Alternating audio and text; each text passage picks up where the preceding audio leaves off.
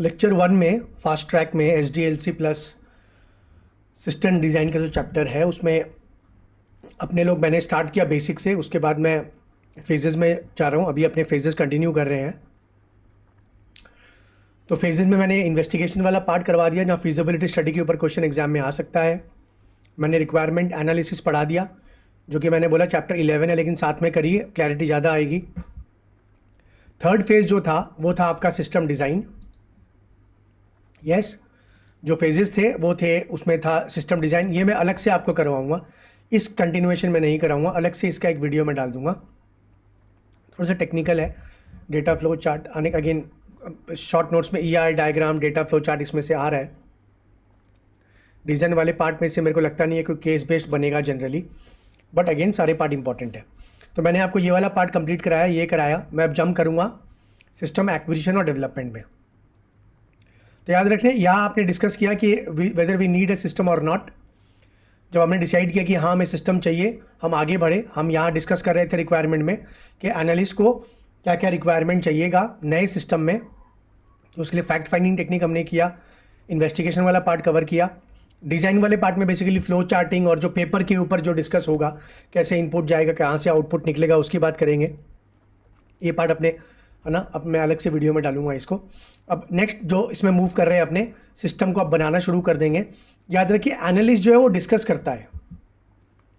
जो एनालिस्ट बंदा होता है ना, वो आपसे डिस्कस करता है। एनालिस्ट सिस्टम बनाएगा कौन? कोडर, जिसको आप प्रोग्रामर भी बुलाते हैं, जिसको आप डेवलपर भी बुलाते हैं, है ना। IT इंडस्ट्री में बड़ी चर्चा है, AI की बात हो रही है। अब तो AI मॉडल्स जो है वो सॉफ्टवेयर ही लिखना शुरू कर दिए हैं। Yes, you just need to communicate in plain language. आपको क्या चाहिए? सॉफ्टवेयर कोडिंग ChatGPT वगैरह कर रहा है। आगे जाके क्या होगा? इलॉन मस्क का आज ही मैंने पढ़ा, इलॉन मस्क बोल रहा है 1 से 2 साल के अंदर, मैक्सिमम 2 साल के अंदर जो AI होगा वो जो स्मार्टेस्ट ह्यूमन ऑन अर्थ है उससे भी ज़्यादा स्मार्ट हो जाएगा, सिर्फ 2 साल में। 10 साल के बाद आप सोच सकते हैं क्या लाइफ होगी अपनी। तो एनालिस्ट का काम क्या है बेसिकली? तो ये सब रोल में खासा है ना, एक मेरे हिसाब से सेंध पड़ेगी, दिक्कत होगी काम वाम में। AI यूज़ करेंगे, क्यों ज़रूरत है इंसान की। तो एनालिस्ट है जो आपसे सारी रिक्वायरमेंट समझ रहा है और अल्टीमेटली वो पास ऑन करेगा किसको? कोडर को, जिसको प्रोग्रामर भी बुलाते हैं, जिसको डेवलपर। ये तीनों एक ही लोग होते हैं, नाम अलग अलग है। ये अगला कोडिंग प्रोग्रामिंग लैंग्वेज यूज़ करके आपका सॉफ्टवेयर को डेवलप करेगा। जो फोर्थ जो अपना फेज़ है वो बेसिकली किसके बारे में बात कर रहा है कि इस फेज़ में सिस्टम को डेवलप किया जाएगा और एक्वायर किया जाएगा। अब आप कई बार मेरे से पूछते हैं सर एक्विजिशन क्यों किया जाएगा, खाली डेवलपमेंट होना चाहिए? तो सब कुछ डेवलप नहीं होता है, एंटीवायरस चाहिए होता है। जरूरी थोड़ी है वो भी अपना बनाएंगे, वो तो बाहर से ला सकते हैं। जब मैं सॉफ्टवेयर को इम्प्लीमेंट करने की बात करता हूँ, हो सकता है कि मेरे को हार्डवेयर भी ज़रूरत पड़े। अब जब कोविड के टाइम में हम ऑनलाइन कन्वर्ट हुए तो मेरे को लगा जूम एप्लीकेशन यूज़ करूँगा, लेकिन खाली जूम लेने से थोड़ी हो गया। मेरे को कैमरा भी लेना पड़ा, अच्छा माइक सिस्टम लेना पड़ा, नया मैकबुक मंगाया, मैं टैबलेट मंगाया मैं पढ़ाने के लिए। तो वैसे जब सॉफ्टवेयर डेवलप होता है, हो सकता है एग्जिस्टिंग कुछ हार्डवेयर या सॉफ्टवेयर हो वो कंपैटिबल ना हो, तो उसके लिए हो सकता है कि आपको एक नया पूरा सेटअप, फर्नीचर भी हो सकता है, सब कुछ हो सकता है। इसलिए इसको क्या बुलाते हैं, इस फेज़ को, सिस्टम एक्विजिशन और डेवलपमेंट। मतलब सॉफ्टवेयर अब यहाँ बनना शुरू होगा और उसके लिए जो जो चीज़ें अक्वायर करनी पड़ेगी, वो अक्वायर मतलब हो सकता है खरीदनी भी पड़े। तो यहाँ पर बेसिकली किसकी चर्चा होनी चाहिए इस फेज़ में? यहाँ चर्चा होनी चाहिए वेंडर लोगों की, वेंडर्स। याद रखिए बड़ी कंपनियों में ऐसा नहीं है बाजार गए और सामान ले आया। एक सिस्टम होता है प्रोक्योरमेंट का, जहाँ प्रपोजल आता है, फिर सैंक्शन होता है, फिर बिडिंग वाली टेंडर की बात की जाती है, टेंडर फ्लोट होते हैं, लोग अपनी तरफ से बिडिंग करते हैं, है ना, कि मैं इतने में डेवलप करके दे दूंगा, हैंड्स ऑन ट्रेनिंग इतना दूंगा, है ना। अपना अपना मान लो 5, 7, 8, 10 वेंडर अपना पक्ष रखेंगे, आपको टेंडर फ्लोट करेंगे, अलग अलग रेट देंगे, कोटेशन देंगे आपको, और फिर आपको चूज़ करना पड़ता है। तो इस फेज़ में एक तो जो कोडर अपना काम कर रहा है, साथ साथ बेसिकली क्वेश्चंस बनते हैं वेंडर लोगों को लेके कि वेंडर का बात आएगा यहाँ पर टेंडर फ्लोट करना पड़ेगा। तो ये सब की चर्चा यहाँ पर होनी पड़ेगी। 21 नंबर क्वेश्चन जो है आपका, 21 नंबर, क्या बोल रहा हूँ मैं, सब सुन रहे हैं ध्यान से। 20 नंबर तक डिज़ाइन फेज़ है, जो कि अगेन ये पास ऑन कर देगा चैप्टर 11 में। वापस से भूलना मत, कंफ्यूज मत होना। फिर से एक बार ये वाला चीज़ बता देता हूँ, क्या कि ये जो 6 फेज़ है, इसमें ये जो 2 फेज़ हैं ये कहाँ के हैं भाई साहब? ये चैप्टर 11 के। ये वाला पार्ट मैंने कवर करा दिया इस फास्ट ट्रैक में, ये वाला पार्ट में कवर कराऊंगा सिस्टम डिज़ाइन, ठीक है ना। अब सच बोलूँ तो कुछ कुछ पार्ट है जो पढ़ाने में एकदम मन नहीं करता है ना, कुछ टेक्निकल एकदम बेकार सा होता है जहाँ आप कोई मेरा इनपुट ही नहीं है, तो पढ़ाने का थोड़ा सा मन कम करता है। बहरहाल इसको कंटिन्यू करते हैं, ये वाला पार्ट में डाल दूंगा। हो सके तो फुल कोर्स वाला भी पार्ट मैं देखता हूँ इसमें डाल सकता हूँ, यूट्यूब में आपको मिल जाएगा। तो अब ये 2 फेज़ तो हम चैप्टर 11 का, चैप्टर 11 ये चैप्टर में खत्म हो जाता है 2 फेज़ में। अब वापस से हमें आना कहाँ पर है? सिस्टम। ये अब वापस से हम किस चैप्टर में नॉर्मली आ गए? हम वापस से अपने चैप्टर 3 में घुस चुके हैं। हम कहाँ घुस चुके हैं? वापस से चैप्टर 3 में आ चुके हैं। कोई कन्फ्यूजन होने की बात नहीं होनी चाहिए।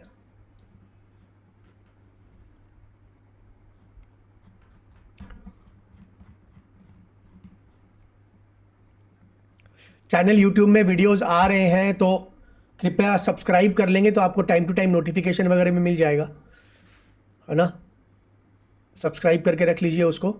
अभी तो नेपाल के लिए ही वीडियो डाल रहा हूँ मैं, इसमें अल्फ़ा सीए सिर्फ नेपाल के लिए ही है ये, तो मेरे हिसाब से सब्सक्राइब करके रख लेंगे तो आपको time to time videos plus audit का भी इसमें और जाएगा, तो उसके भी वीडियोस प्लस कुछ चेंजेस आ रहे हैं, कुछ क्रैश कोर्स, सारी चीज़ें के बारे में वहाँ पर वीडियो अपलोड कर दूंगा। मैं ट्राई कर रहा हूँ करने का जितना हो सके, तो कृपया करके क्या कर लें आप, उसको सब्सक्राइब कर लें। हाँ जी, 21 नंबर क्वेश्चन में आ गया हूँ मैं। कौन सा फेज़ हो गया यहाँ पर? Acquisition development. Acquisition development,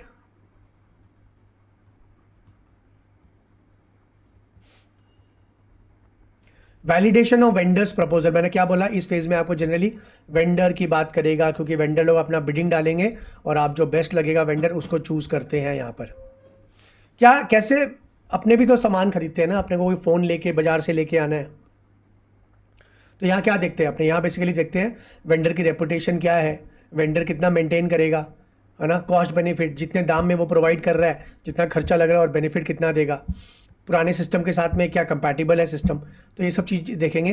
performance capability, system का कॉस्ट से लेके, जो सिस्टम हमें प्रोवाइड कर रहा है और उसका कॉस्ट क्या है, उसमें कंपैटिबिलिटी क्या है, कॉस्ट बेनिफिट, बेनिफिट कितना मिलेगा, मेंटेनेबिलिटी, है ना। इंडिया में मारुति सुजुकी बहुत ज़्यादा बिकती है गाड़ियाँ, है ना।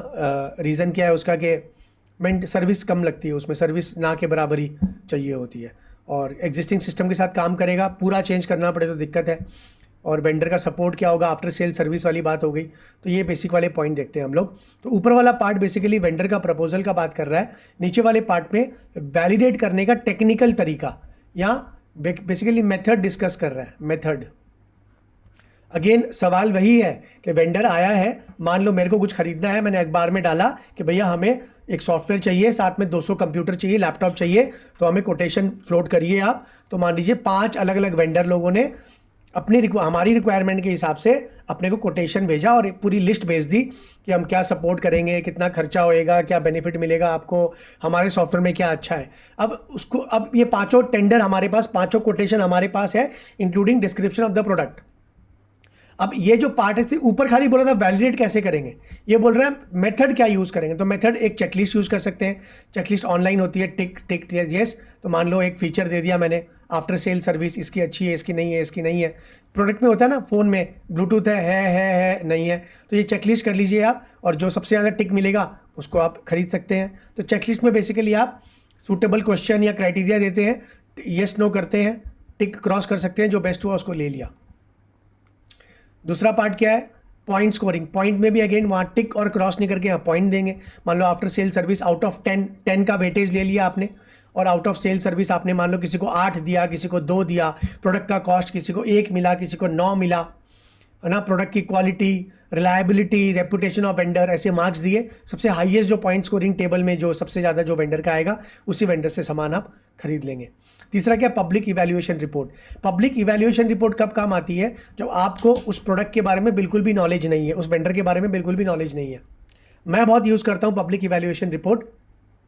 मान लो मैं मैकबुक खरीदा, तो मैं ऑनलाइन रिसर्च करूँगा बेस्ट मैकबुक कौन सा है ना, कौन सा है कौन सा नहीं है। कैमरा खरीदा, अभी टैबलेट लिया, तो मैं क्या करता हूँ, तुरंत यूट्यूब में जाता हूँ, गूगल में जाता हूँ, बहुत रिसर्च करता हूँ, सुनता हूँ। तो पब्लिक इवैल्यूएशन रिपोर्ट बेसिकली क्या होती है, मैगजीन्स हो सकती है, वीडियोज़ हो सकते हैं, एजेंसीज है जैसे कि कार ड्राइव शो है ना, टेक्नोलॉजी शो, यूट्यूबर लोग हैं, कई बार इन्फ्लुएंस भी होते हैं लोग, पैसा खा के भी इसको करते हैं। कई लोग अनबायस्ड रिव्यू भी देते हैं। बेसिकली रिव्यू देखना है ना, लोगों से सुनना कि आपकी क्या राय है, कौन सा खरीदे, और उसके बाद जो बेस्ट लगता है वो खरीदना। मैं बहुत करता हूँ, मैंने माइक से लेके हर एक चीज़ जो है मेरे पास, एक घड़ी से लेके हर चीज़ है ना, एप्पल की सीरीज़ 6 लूँ, 7 लूँ, 8 लूँ, है ना, तो सब मैं इवैल्यूएशन करके देखता हूँ किसके लिए बेस्ट है ये, जिसको नॉलेज बहुत कम है प्रोडक्ट का, कभी सुना नहीं है उसके बारे में, कभी जानते नहीं हो, फर्स्ट टाइम खरीद रहे हो, तो ये बहुत काम आता है। उसके बाद है bench marking problem for vendor proposal. Bench marking problem क्या होता है, बेंच मार्किंग मतलब एक बेंच मार्क मतलब जो सबसे बेस्ट है ना, सबसे बेस्ट है। तो यहाँ आप क्या करते हैं, आपको लगता है मेरा ये बेंच मार्क है, आपको लगता है कि मान लो आप क्रिकेट टीम है, किसी क्रिकेटर को आपको हायर करना है, लेकिन आपका बेंचमार्क क्या है, छक्के मारने वाला होना चाहिए भैया, हमें चाहिए हिटर। अब बहुत सारे बैट्समैन आए, टेस्ट क्रिकेट का बैट्समैन आ गया, स्लो खेलने वाला, आप बोलोगे नहीं चाहिए हमें, आपका बेंचमार्क ये भैया छक्के मार के दिखाओ, हम टीम में ले लेंगे। वैसे आप बोलोगे भैया हमारा बजट है जो 10 लाख के अंदर आएगा हम उसको लेंगे, हमारा बजट है कि आफ्टर सेल सर्विस हमें कम चाहिए, हमें वेंडर सपोर्ट 1 साल तक चाहिएगा, आफ्टर सेल्स ट्रेनिंग 1 साल तक देनी पड़ेगी। तो आप पहले से बेंचमार्क डिसाइड करिए, मतलब प्रॉब्लम एट हैंड। बेंचमार्क को क्या बोलते हैं, प्रॉब्लम एट हैंड। आपका जो प्रॉब्लम है वो बताइए, और जो उस प्रॉब्लम को सॉल्व करेगा उसको, उससे आप खरीद लेंगे सामान। जैसे job in hand, problem at hand, मेरा प्रॉब्लम अभी ये है, इसको सोल्यूशन करिए, मैं ले लूँगा। मेरे को गाड़ी चाहिए, कौन सी, माइलेज देगी जो, सुंदर देखने में, वो ज़्यादा क्राइटेरिया नहीं है मेरा, मेरे को बस माइलेज चाहिए। आपकी कितनी माइलेज है, बोला 20 की माइलेज, आपसे ले लूँगा। बोला हमारा सुंदर है, हमारा टेक्नोलॉजी, हमारा car of the year award, बोला हमें को मतलब नहीं है, हमारा बेंच मार्क है माइलेज, माइलेज दिखाइए हम खरीद लेंगे। और लास्ट में टेस्ट प्रॉब्लम, ये बेसिकली हर तरीके से टेस्ट करना, in all respect, testing that product in all respect. ऊपर वाला से उल्टा हो गया ना, ये ऊपर वाला बोल रहा था भैया मेरा प्रॉब्लम सॉल्व कर दो मैं खरीद लूंगा, ये बोलता है बैट्समैन बैटिंग भी करके दिखाओ, भाग के दिखाओ, है ना, 6 मार के भी दिखाओ, रोक के भी दिखाओ, फील्डिंग करके दिखाओ, सब कुछ चाहिए हमें। हर तरीके से बेसिकली टेस्ट करेंगे, उसकी स्पीड टेस्ट करोगे, कंपैटिबिलिटी टेस्ट करोगे, कॉस्ट बेनिफिट, तो यहाँ पे आप ओवरऑल हर चीज़ को टेस्ट कर रहे हो, और जो प्रोडक्ट इस पे खरा उतरेगा उसको आप खरीद लोगे। वेंडर प्रपोजल में ये क्वेश्चन बनते हैं, 2 क्वेश्चन बन जाते हैं।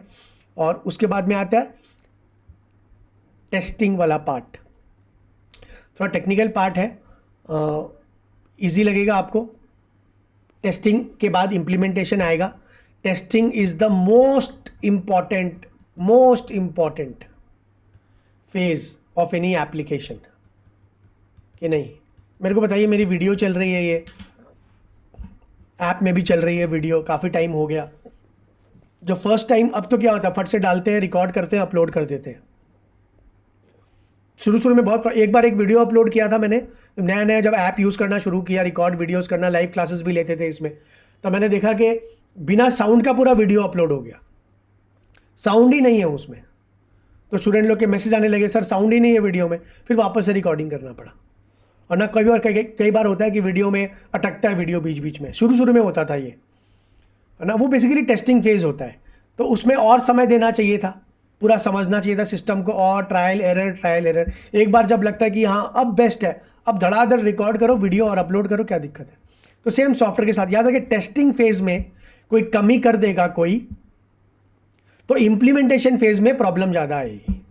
वैक्सीन के साथ हुआ ना, वैक्सीन बन गई हड़बड़ी में कोविड की, बाद में अभी जब हम लोग सब कोविड से निकल गए, अब नई नई बीमारियां लग रही है, हार्ट अटैक्स आ रहे हैं, ब्लड क्लॉट हो रहा है, अब समझ में आ रहा है ये वैक्सीन। अब भैया 1 साल 2 साल में आप वैक्सीन निकाल रहे हैं, जिसको 10-10 15-15 साल लगते हैं वैक्सीन को डेवलप होने में, तो कुछ कमियां तो रह गई ना टेस्टिंग फेज में। ह्यूमन ट्रायल में बहुत जल्दी उतर गए कि नहीं उतर गए, हाँ क्यों, नीड ऑफ द आवर था भैया। हम हमारी बस चलता तो हम तो 6 महीने पहले बोल देते कि भैया लेके आओ, हमें कोई टेस्टिंग वेस्टिंग नहीं चाहिए। तो टेस्टिंग फेज बहुत इंपॉर्टेंट है।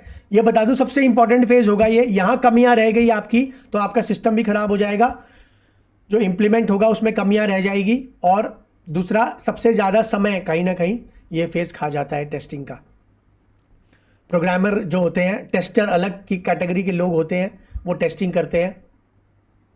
टेस्टिंग 4 लेवल में होती है, unit testing, integration testing, system testing, final acceptance, 4 level में होती है। इसका मैं रिक्वेस्ट करूंगा आपसे, इसका डिटेल्ड वीडियो भी आप देख लेना, ठीक है ना।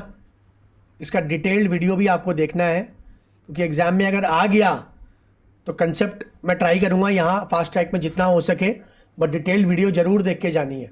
बहुत मस्त समझाया हुआ है, कितना भी ट्विस्ट कर लेगा क्वेश्चन को, कैसे भी घुमा फिरा देगा, आप देखोगे आप अटेम्प्ट कर पाओगे एग्जाम में। यहाँ मैं जस्टिफाई कितना कर पाऊँगा मैं ट्राई करूँगा, क्योंकि फास्ट ट्रैक है ना, आप लोग को फास्ट ट्रैक भी चाहिए, पूरा कंसेप्ट भी क्लियर हो जाना चाहिए, साथ साथ पास्ट एग्जाम क्वेश्चन भी कवर हो जाना चाहिए उसी फास्ट ट्रैक का स्पीड से, मतलब है ना, बड़ा दिक्कत है। ट्राई कर रहा हूँ जस्टिफाई करने की अपने आप को, बाकी तो और क्या ही बोलूँ। 4 लेवल में टेस्टिंग होती है। यूनिट टेस्टिंग सबसे स्मॉलेस्ट लेवल में होती है। एक एग्जांपल लेंगे मेरा, इससे समझ में आएगा आपको। एक बैंकिंग एप्लीकेशन है, उसमें आप लॉगिन करते हैं, संक्षेप में बता रहा हूँ, थोड़ा सा ध्यान से सुन लीजिएगा। लॉगिन करते हैं, एक बैंकिंग एप्लीकेशन है, आपको किसी को पेमेंट करना है, पेमेंट कर दिया आपने, पेमेंट किया तो मैसेज आ गया, पैसा कट गया, सामने वाले को पैसा चला जाएगा, डिपॉजिट हो जाएगा उसके अकाउंट में, और फिर उसको भी मैसेज आ जाएगा कि पैसा, ये मानते हैं एक ही बैंक यूज़ कर रहे हैं, सेम बैंक दोनों जन यूज़ करें। तो ये ट्रायल चल रहा था, हमने एक सॉफ्टवेयर बैंकिंग एप्लीकेशन बनाया, हमने बैंकिंग मोबाइल ऐप बनाया इस बैंक के लिए। हमने बोला बेसिक लेवल की टेस्टिंग करते हैं, लॉगिन करके देखते हैं, पेमेंट करके देखते हैं पेमेंट हो रहा है कि नहीं। पेमेंट होने के बाद मैसेज भी आता है हमारे पास में, मैसेज आ रहा है कि नहीं कि पैसा कट गया भाई साहब। फिर जो सामने वालों को पेमेंट किया उसी बैंक का ग्राहक है मान लेते हैं, देखते हैं कि उसको डिपॉजिट उसके अकाउंट में पैसा आया कि नहीं, और उसके बाद देख लेते हैं कि उसको मैसेज आना चाहिए कि भैया आपके अकाउंट में पैसा क्रेडिट हो गया है, तो इसको टेस्टिंग करेंगे, ठीक है। मान लेते हैं ये पूरा सिस्टम है हमारा, और लॉग आउट कर लेते हैं यहाँ पे, लॉग आउट, हाँ जी लॉग आउट भी कर लेते हैं यहाँ पर, इतना कर लेते हैं सिस्टम में। अब इसकी टेस्टिंग करनी है हमें, सिस्टम बन गया, सिस्टम डेवलपमेंट जो 4th फेज था हमारा डेवलपमेंट एक्विजिशन, उसमें ये एक एप्लीकेशन बन के रेडी है, ठीक है। बेसिक एग्जांपल है अंडरस्टैंडिंग के लिए, डिटेल वीडियो वाले में भी ये सभी है भाई साहब, और थोड़ा डिटेल में है ना। अब मैं सबसे पहले मान लो, अब ये पूरा एक सिस्टम है, पूरा सिस्टम टेस्टिंग है ये, ठीक है। अब मान लो मैं लॉगिन टेस्ट करूंगा ना, लॉगिन खाली मैं बोलता हूँ चलो लॉगिन को टेस्ट करते हैं, लॉगिन होता है कि नहीं होता है, अपना आईडी पासवर्ड डालिए, पासवर्ड केस सेंसिटिव है, डाल देख के देखिए कि ठीक से हो रहा है कि क्या बोलेंगे हम लोग इसको, यूनिट टेस्टिंग। यूनिट मतलब smallest testable part of entire system, excuse me, unit मतलब पूरे सिस्टम, ये पूरा सिस्टम है लॉगिन से लॉग आउट, सबसे छोटा पार्ट उसको तोड़ दीजिए, वो सबसे छोटा पार्ट जो बचेगा वो है आपका यूनिट। सबसे छोटा पार्ट क्या होगा, लॉगिन, पेमेंट करना, मैसेजिंग, डिपॉजिट, एक एक पार्ट ही तो है ये, तो एक एक की टेस्टिंग करोगे क्या बोलेंगे, यूनिट टेस्टिंग, ठीक है। मैंने देखा कि पेमेंट हो रहा है कि नहीं हो रहा है, यूनिट टेस्टिंग, मैसेज आ रहा है कि नहीं आ रहा है, यूनिट टेस्टिंग। अब इंटीग्रेशन मतलब यूनिट्स को जोड़ के टेस्ट करना। अब मैं ये मान के चलता हूं कि पेमेंट और मैसेज आना ये दोनों इंटीग्रेटेड एक साथ जुड़े हुए हैं, है ना। पेमेंट होएगा तभी तो मैसेज आएगा, दोनों तो आपस में जुड़े हुए हैं ना। हाँ, तो मैं टेस्टिंग करके देखता हूँ पेमेंट और मैसेज दोनों की, कि पेमेंट किया तो मैसेज आया कि नहीं आया, कि भैया अकाउंट डेबिट हो गया है। तो मैं दोनों की एक साथ टेस्टिंग कर रहा हूँ, क्या बोलेंगे इसको हम बुलाएंगे इंटीग्रेशन टेस्टिंग, जहां आप एक से ज़्यादा यूनिट को जोड़ देते हैं। याद रखना सब यूनिट को नहीं जोड़ते हैं, सबको एक साथ टेस्ट कर लिया हम बुलाएंगे सिस्टम टेस्टिंग। लॉग इन कर से लॉग आउट करके देखते हैं, लॉग इन करके लॉग आउट करके देखते हैं, लॉग इन से लॉग आउट पूरा टेस्ट करते हैं, सिस्टम टेस्टिंग हो गया। लॉगिन भी हो रहा है, पेमेंट भी हो रहा है, मैसेजेस भी आ रहा है, डिपॉजिट भी हो रहा है, उसको भी मैसेज आ रहा है, लॉग आउट भी कर लिया, भैया क्या बोलेंगे हम लोग, सिस्टम, पूरा सिस्टम का टेस्टिंग हो गया। Testing the system as a whole is system testing. ये बहुत पूछा जाता है आपके शॉर्ट नोट्स में। शॉर्ट नोट्स से मैंने बहुत सारे दे रखे हैं, लास्ट 8-10 एग्जाम के एक जगह दे रखे हैं, उसको कर लेने से फंस जाता है जनरली उसमें से। बाकी तो कोई माँ बाप है ही नहीं क्वेश्चन आंसर का, ना कुछ भी पूछ रहे हैं, जनरली आ जाना चाहिए। खराब से खराब हो तो 80-85 का तो आप अच्छे से लिख के आते हैं एग्जाम में।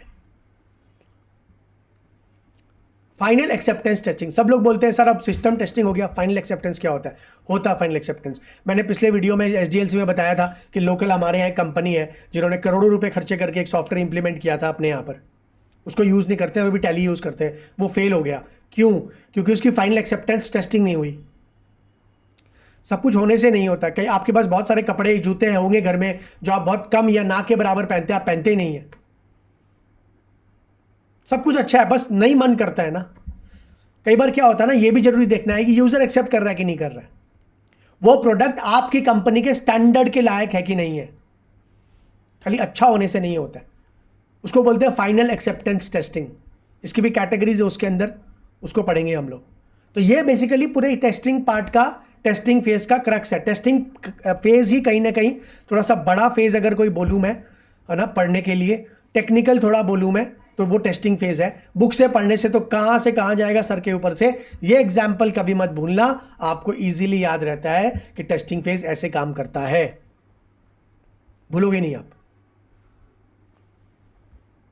यूनिट टेस्टिंग सबसे छोटा पार्ट होता है, ये पढ़ लेते हैं जल्दी से चारों फेजेस को, और उसमें से क्वेश्चन आते हैं, याद रखिएगा। मैं जो भी पढ़ा रहा हूँ अभी, इस पूरा सब कुछ ही इंपॉर्टेंट है। चैप्टर 3 और चैप्टर 11 दोनों में ही इंपॉर्टेंट है। यूनिट टेस्टिंग सबसे स्मॉलेस्ट टेस्टेबल पार्ट है ये। कैटेगरीज ऑफ यूनिट टेस्टिंग,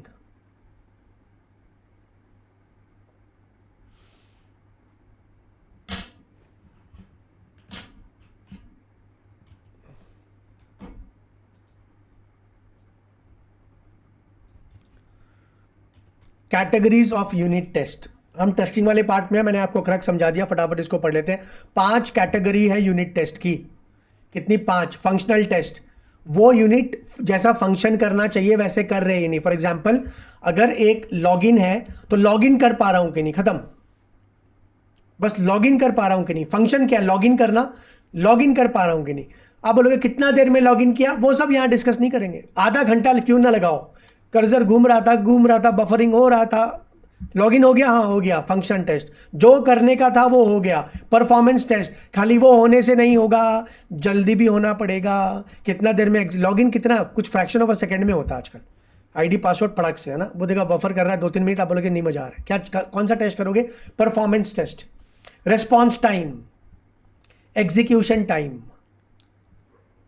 तीसरा स्ट्रेस टेस्ट। स्ट्रेस टेस्ट आपको हर टाइप ऑफ टेस्टिंग में मिलेगा। स्ट्रेस टेस्ट क्या होता है? जो सीए एग्जाम वाले हमको टेस्ट करते हैं ना, स्टूडेंट की लाइफ में, जिंदगी हमको टेस्ट करती है। स्ट्रेस टेस्ट जानबूझकर बोझ डाल देना। तो मान लो आपको लगा आपका 100 यूजर का सिस्टम बनाया, 100 लोग यूज करेंगे, आप 102 लोग यूज करके देखते हैं, कल ना सिस्टम क्रैश तो नहीं कर रहे, है ना। जानबूझ के उसको ओवरलोड कर देना, यूनिट को बार बार करके देखना और देखना कि वो कल ना क्रैश तो नहीं कर रहा है। Stress test. Structural test, overall सब कुछ इसका ठीक है। इंटरनल स्ट्रक्चरल टेस्ट को क्या बोलूंगा मैं? Internal processing logic. अब पासवर्ड है, अगर लॉगिन का पासवर्ड है तो वो केस सेंसिटिव होना चाहिए। पासवर्ड 1 महीने में चेंज होना चाहिए। आपने डाला हुआ सिस्टम, 1 महीने के बाद पुराना पासवर्ड वापस से यूज़ नहीं कर सकते, लास्ट 3 पासवर्ड यूज़, ये सब चीज़ काम कर रही कि नहीं, मतलब स्ट्रक्चरल इंटरनल लॉजिक्स काम कर रही कि नहीं। और लास्ट में पैरेलल टेस्ट, ये बेसिकली पुराने लॉगिन से नए लॉगिन। अगर आपके पास पुराना सिस्टम था, अगर मैनुअल होगा तो पैरेलल टेस्ट उतना जस्टिफाइबल नहीं होता है, because there is no comparison between something which was manual and something which is automated. तो generally here you are testing 2 systems, both generally are automated. आप टेस्ट कर रहे हो पहले वाले को लॉगिन करने में और अभी वाले लॉगिन करने में कितना बेनिफिट है। मैं अभी कर रहा हूँ ना, मैं अलग अलग सॉफ्टवेयर यूज़ करता था, अब ये करंट जो लगता है मेरे को अच्छा है, ये जो आप लोग ये वीडियो देख रहे हैं। तो मैंने कई बार जूम वाला वीडियो देखा, वॉइस सुनने की ट्राई किया, है ना, लैपटॉप में वो चला दिया, डेस्कटॉप में वो चला दिया, या 2 लैपटॉप में चला के दोनों को कंपेयर कर रहा हूँ, तो मेरे को लगा ये बेटर है। ये क्या कर रहे हैं? पैरेलल टेस्ट, है ना, एक साथ न्यू एंड ओल्ड सिस्टम को टेस्ट करना। ऊपर हमने क्या पढ़ा? कंफ्यूज मत होना, कैटेगरीज, ये थोड़ा कंफ्यूजिंग करता है। कैटेगरीज ऑफ यूनिट टेस्ट, क्योंकि नीचे टाइप्स ऑफ यूनिट टेस्ट भी है। दो हम लोग कैटेगरीज और टाइप्स, ये दोनों शब्द को इंटरचेंजेबली यूज करते हैं, लेकिन यहां नहीं करने का, यहां अलग अलग करने का, है ना। और जो सुन रहे हैं, मेरी ये बुक होनी चाहिए आपके पास में, बुक जुगाड़ कर ले मेरी। जो ट्यूशन्स लेते हैं उनको तो बुक मिल जाती है साथ में, बुक से पढ़ने का मैट वुड फॉलो मत करिए, पूरा हौच पौच है उसमें, है ना। ये बुक से पढ़ेंगे इनफ है, काफ़ी कुछ डिटेलिंग किया गया है, इंडिया वाला भी डाला हुआ है इसमें, है ना, इंडिया वाले से बाहर भी डाला हूँ मैं। टाइप्स ऑफ टेस्टिंग 2 टाइप की होती है, फर्दर इसको डिवाइड करना है। स्टैटिक, स्टैटिक मतलब तल स्तर, स्टेबल, डायनामिक उथल पुथल, डायनामिक 2 टाइप का होता है। स्टैटिक के फर्दर तीन टाइप के हैं, डेक्स check, structure walk through, code inspection. Dynamic के 3 है, ब्लैक, वाइट और ग्रे आता है, अलग से भी आ सकता है ये एग्जाम में, शॉर्ट नोट्स में भी आ सकता है, ठीक है। ऐसे आपको स्टैटिक ऐसे पूछ रहा है, मैंने बहुत कम देखा है, ना के बराबर ही, बट वाइट ब्लैक आ सकता है, यूनिट टेस्टिंग आ सकती है ओवरऑल शॉर्ट नोट्स में। अब ये जो 3 है ये क्या है, अब इसको मैं समझाता हूँ। डेस्क चेक मतलब ऊपर ऊपर का, मतलब मैं कोडर हूँ, मैंने ही प्रोग्राम लिखा है यूनिट के लिए। लॉगिन का प्रोग्रामिंग होगा ना, ऐसे ये टाइप करते हैं जो टेक्निकली जावा में, पाइथन में, तो हमने प्रोग्राम लिखा है, कोडर हूँ मैं, और मैं खुद ही चेक करता हूँ पेपर में, हाँ सब ठीक है कि नहीं है, हाँ मैं खुद ही कोडर हूँ, मैं खुद ही चेक करता हूँ। This is done by programmer himself. तो उतना अच्छा क्वालिटी का नहीं होगा मेरा किया, मैं खुद ही बोलूँ मैं बहुत अच्छा टीचर हूँ, ये कोई बात हुआ, आप खुद ही बोलो आप बहुत अच्छे स्टूडेंट हैं, अरे किसी और को बोलने दो जो मार्क्स दे रहे हैं आपको, एग्जामिनर होगा, टीचर होगा तो अच्छा लगता है। तो डेस्क चेक एक तरीके का है, स्टैटिक है ना, खुद ही देख के बोल रहे हैं कि भैया ठीक है, तो उतना बढ़िया नहीं है। स्ट्रक्चर्ड वॉक थ्रू कोई और बोल रहा है, some other programmer is testing your unit. आपने यूनिट का बात आए, ये पूरा टेस्टिंग फेज आए, आपने वो एग्जाम्पल नहीं भूलना है जो मैंने लॉगिन से लॉग आउट का दिया था, आपने कहीं बुक में कॉपी में लिख के रख लेना है, वो इसको रिवाइज भी करो एग्जाम से पहले, तो वो दिमाग में लेके आ जाना। मैं आज भी पढ़ा रहा हूँ, मेरे को इतने साल हो गए MICA सब्जेक्ट पढ़ाते हुए, आज भी जब मैं डिस्कस करता हूँ मैं वो यूनिट वाला एग्जाम्पल लेके आ जाता हूँ, लॉगिन से लॉग आउट, मैं पूरा क्लैरिटी आ जाता है। वो भूल जाओगे तो ये बहुत टेक्निकल लगेगा, बहुत कन्फ्यूजन करेगा। आपने वो यूनिट बनाई, आप किसी और प्रोग्रामर को बोलते हो कि भैया चेक कर लो, स्ट्रक्चर्ड वॉक थ्रू। तीसरा कोड इंस्पेक्शन, यहाँ एक इनफॉर्मल कमिटी या फॉर्मल कमिटी मतलब यहाँ कोई और प्रोग्रामर नहीं बल्कि एक फॉर्मल तरीके से कमिटी बैठती है, वो चेक करेगी आपके कोडिंग को, हाँ सब ठीक लग रहा है कि नहीं लग रहा है। Basically excuse me, third party हो सकती है, वो प्रोफेशनल टेस्टर्स होते हैं, उनको बुला लीजिए आप, कोड इंस्पेक्टर्स, वो चेक करके बोलेंगे कि आपका यूनिट जो बना है वो अच्छा बना है कि नहीं बना है। यूनिट टेस्टिंग के फायदे क्या है, जब आप स्मॉलेस्ट टेस्टेबल पार्ट को अच्छे से ऑडिट करोगे, चेक करोगे, तो जो उससे मिलके जो बनेगा सिस्टम वो बढ़िया क्वालिटी का बनेगा। डायनेमिक 3 टाइप की होती है डायनेमिक भैया, ब्लैक बॉक्स, वाइट बॉक्स और ग्रे बॉक्स। ब्लैक बॉक्स मतलब ये आपका सेम पार्ट आपने उसमें भी पढ़ा होता है, ऑडिट का जो EDP वाला पार्ट है ना, EDP कैट टूल्स जो आपके इंटर में था, audit in CIS and EDP environment, final में भी है, 2 चैप्टर है फाइनल में ऑडिट में।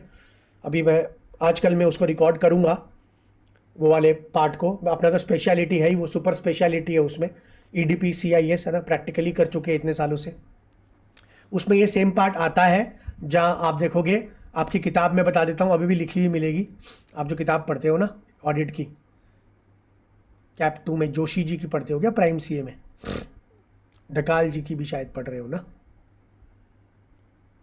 है मेरे पास वो किताब, मैं पढ़ाया हूँ ना उससे, यही तो है वो, ये रही यही तो है वो किताब, हाँ सुनील जोशी जी की किताब है ना, हाँ मैं भी इसी से पढ़ाता था, मेरे को बोले इसी से पढ़ाना है, सब स्टूडेंट ये यूज़ करते हैं। तो ये किताब में है ना, आप देखोगे जब इस चैप्टर में ना एक लिखा हुआ रहता है इनपुट, जो मेरे को जानते नहीं है, मैं बहुत पढ़ाया हूँ प्राइम CA में है ना ऑडिट, 1 साल से भी ज़्यादा पढ़ाया हूँ मैं, बहुत बैचेस पढ़ाया हूँ मैं। इनपुट आउटपुट, तो आप देखोगे ब्लैक बॉक्स में ना क्या किया हुआ उन्होंने, ऐसे करके ना काला किया हुआ पूरा इसको, ये आपका ब्लैक बॉक्स, आपकी किताब में ना ऐसे करके होता है ना, ये पूरा मतलब इनपुट से आउटपुट निकला, प्रोसेसिंग काला है, काला का मतलब ब्लैक है, ब्लैक का मतलब ब्लैक बॉक्स टेस्टिंग है, ब्लैक बॉक्स टेस्टिंग का मतलब हमें लॉजिक से कोई मतलब नहीं है, 2 + 2 = 4। ब्लैक बॉक्स टेस्टिंग में आप क्या देखते हैं, 2 + 2 = 4, कैसे आया 4 हमें नहीं पता, ये आटा लिया, पानी लिया, गोदा रोटी बन गई, अरे कैसे बनी, तो अरे बन गई, आटे से रोटी आ गया, बस लॉजिक में मत जाओ। ब्लैक बॉक्स, ब्लैक है सब, अंदर लॉजिक दिख रहा है क्या आपको, नहीं दिख रहा है, क्यों, क्योंकि ये तो ब्लैक है। ब्लैक होने का मतलब क्या है, ये कैसे का, आपको इलेक्ट्रिसिटी होती है ना, स्विच ऑन किया लाइट जल गई, आपने कभी सोचा चला ऐसा क्या हुआ होगा इसके अंदर से जो लाइट जल गई, अरे ज़रूरत क्यों है, स्विच ऑन करके लाइट जलेगी, इतना जानना हो गया तो हमें, कि नहीं जानना है क्या कैसे काम कर रहा है वो, नहीं। ब्लैक बॉक्स में आप लॉजिक नहीं देखते हो, आप बस खाली input = output, vouching is what, black box, vouching नहीं करते हम, इधर बाउचर में 200 रुपया, उधर बाउचर में 200 रुपया, गवर्नमेंट ऑडिट में लॉजिक बोलोगे नुकसान किया सरकार का, प्रॉपर्टी ऑडिट में चल जाओगे, जाते हो ना गवर्नमेंट ऑडिट में, है ना, राजस्व का नुकसान तो नहीं हुआ, लॉजिक, बाकी का लॉजिक देखते हो क्या क्लाइंट का, नहीं देखते हो। Input is equal to output, black box testing, मतलब यहां पर एक्सटर्नल पर्सपेक्टिव लेके चलते हो, इंटरनल लॉजिक में नहीं जाने का। यूजर जो होता है ना वो ब्लैक बॉक्स होता है। मैं मैकबुक लाया हूं, मैं फोन यूज कर रहा हूं, एप्पल का फोन, अच्छा फोन, मैं सोचता हूं कैसे काम कर रहा है भाई साहब, अरे जरूरत नहीं है, ये बटन दबाया फोन लग गया, उतना इनफ है। यूजर का जो पर्सपेक्टिव वो ब्लैक होता है, कोडर लोग का पर्सपेक्टिव वाइट होना चाहिए, क्योंकि वो लॉजिक देख रहा होता है। ऑडिटर का सैंपलिंग मिक्स होना चाहिए। हम करते हैं ना फाइलिंग और फाइनेंशियल ऑडिट जब करते हैं, थोड़ा थोड़ा डिटेल में देख लिया, बाकी ऊपर ऊपर का देख लिया भाई साहब। वाइट क्या आएगा, वाइट उसका उल्टा, या इंटरनल लॉजिक में जाने का, या इंटरनल लॉजिक भी देखने का। खाली 2 + 2 4 होने से नहीं होगा। क्या 2 और 2 4 जो आया है वो आने के लिए जितने इंटरनल लॉजिक्स थे, जितने स्टेप्स थे, उनको फॉलो किया कि नहीं किया? वैक्सीन, आपको लगता है पूरा लॉजिक लगाया उन्होंने ट्रायल में? कुछ तो छोड़ा है, तभी तो बीमारियां हो रही हैं अभी लोगों को, यंग लोगों को हार्ट अटैक्स आ रहे हैं, तभी तो। पूरा तो वाइट इंटरनल लॉजिक में नहीं गए। वाइट होने से क्या होगा, पूरा डिटेल में लॉजिक भी समझने का। ग्रे क्या होगा, ग्रे दोनों का मिक्सचर, जो हम सैम्पलिंग करते हैं ना, थोड़ा थोड़ा डिटेल कर लेते हैं, सैंपल ले लेते हैं, उसको डिटेल में चल जाते हैं, बाकी को ऊपर ऊपर का देख लेते हैं, भाई साहब डिटेल में जाने का जरूरत नहीं है ना। टाइम का कंस्ट्रेंट। ग्रे बॉक्स मतलब mix of white box testing and black box testing. White plus black is grey, colour भी तो ग्रे ही होता है। यूनिट टेस्टिंग यहां खत्म हो जाता है आपका, ठीक है ना। वापस से वो लॉजिक याद रखना, आपको इजी लगेगा।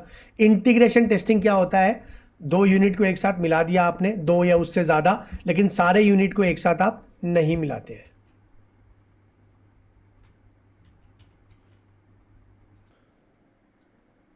इंटीग्रेशन टेस्टिंग शॉर्ट नोट्स में आने के चांसेस है, आ चुका है। शॉर्ट नोट्स पूछता है, डिटेल वाला पार्ट आपके एग्जाम में नहीं पूछता है जनरली स्पीकिंग। मैं ये नहीं बोलूँगा कि पूछेगा नहीं, ये किसी को भी नहीं पता, भगवान को भी नहीं पता आपके एग्जाम में क्या पूछेगा। इंटीग्रेशन टेस्टिंग क्या होती है, 2 या उससे ज़्यादा यूनिट को एक साथ मिला के आप टेस्ट करते हो।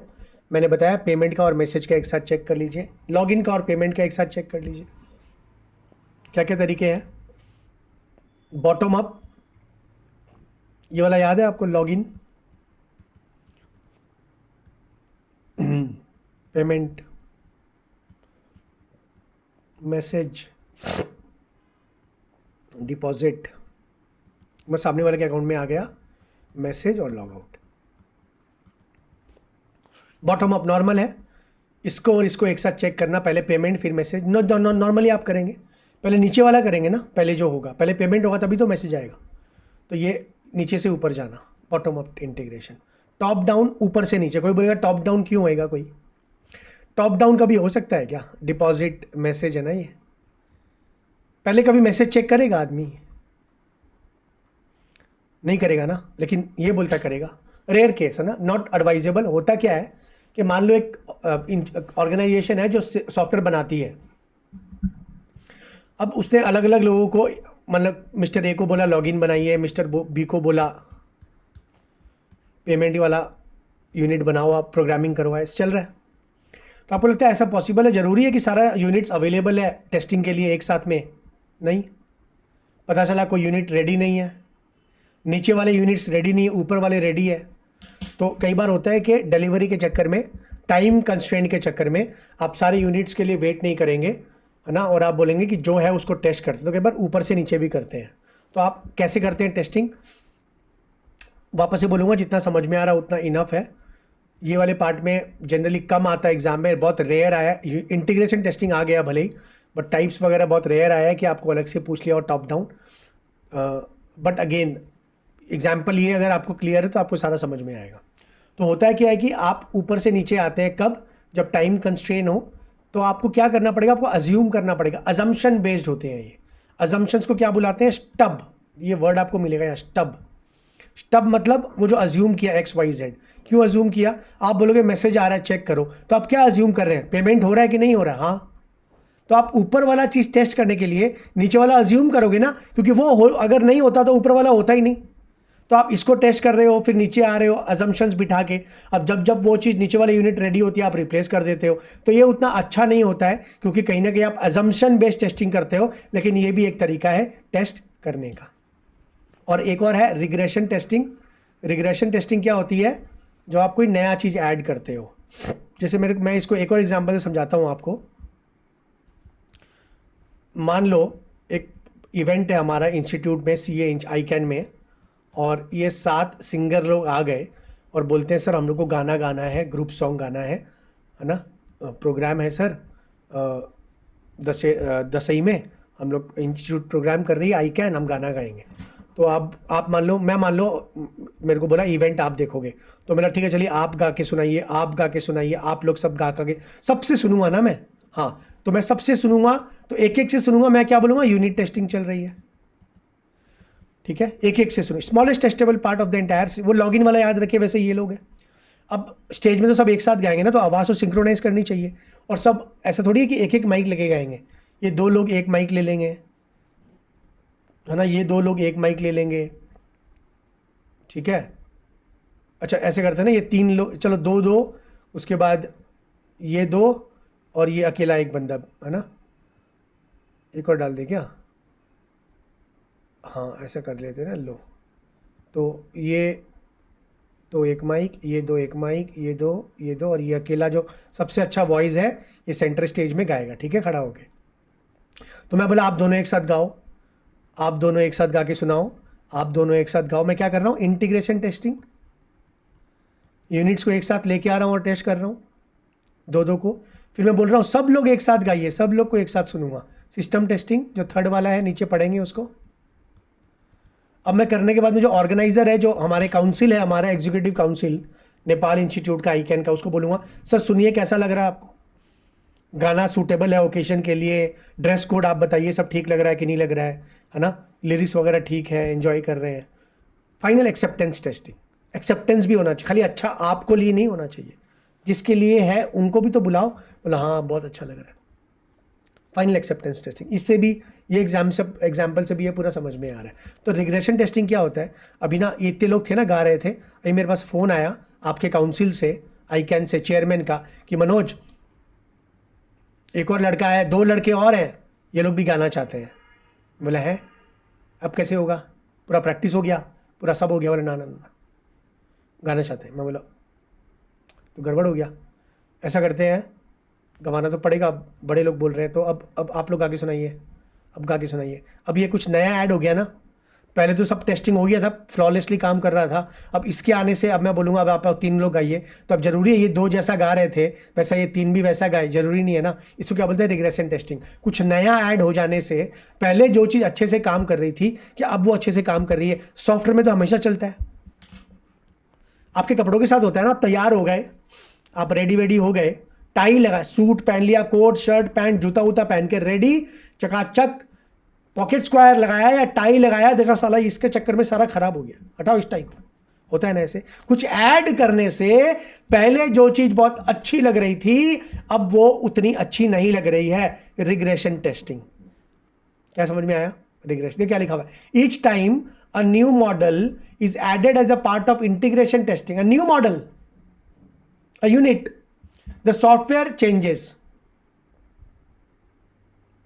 सही है कि नहीं है? तो ये भाई वे बात हो गए।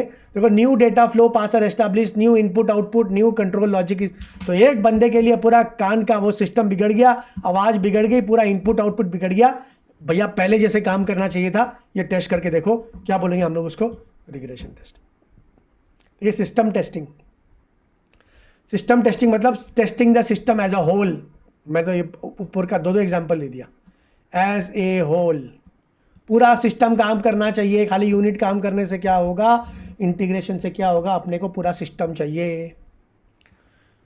क्या बोलेंगे इसको? As a whole. अब इसमें क्या है? इजी आंसर है, आता है एग्जाम में, ठीक है, आता है एग्जाम में, आता है एग्जाम में। System testing, short note, system testing आता है एग्जाम में, आता है। रिकवरी टेस्टिंग, सिस्टम क्रैश कर जाए तो क्या रिकवर कर पाएगा?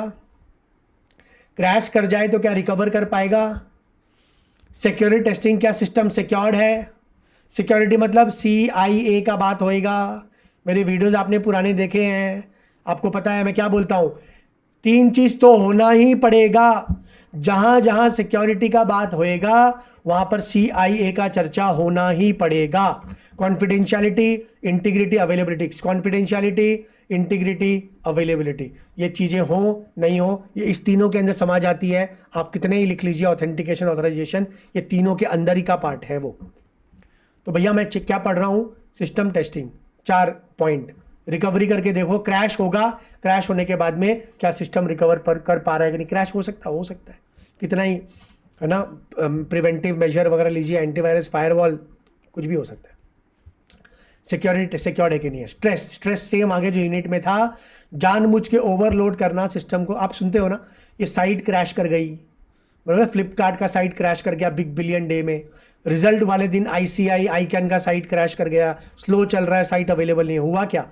ओवरलोड हो गया भाई साहब। उस दिन आपने पहले टेस्टिंग ही करके नहीं देखा था कि एक बार में 20,000 स्टूडेंट चेक करेंगे, 10,000 स्टूडेंट चेक करेंगे। इंडिया में तो 8 लाख स्टूडेंट है अभी CA में। 4 लाख तो फाइनल में ही है, सिर्फ 4 लाख स्टूडेंट है फाइनल में।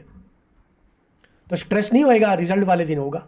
ICAN में भी हो सकता है, स्टूडेंट बहुत ज़्यादा नहीं है नेपाल में, है ना, बट क्या पता रिजल्ट वाले दिन माँ बाप स्टूडेंट सब लोग ही घुसे चेक करने के लिए, क्रैश कर गया। स्ट्रेस चेक कर लें आप। लास्ट परफॉर्मेंस स्पीड होना चाहिए, है ना। खाली साइट, खाली सॉफ्टवेयर होने से थोड़ी हो गया। स्पीड होना चाहिए, एग्जीक्यूशन टाइम होना चाहिए, है ना। सब चीज़ देखते हैं आप इसके अंदर। तो 4 पॉइंट है, सिस्टम टेस्टिंग है। लास्ट में फाइनल एक्सेप्टेंस टेस्टिंग, और एक्सेप्टेबिलिटी भी आनी चाहिए। एक्सेप्टेबिलिटी 2 तरीके से आती है, क्वालिटी और एक यूज़र एक्सेप्टेंस। क्या क्या बोला मैंने?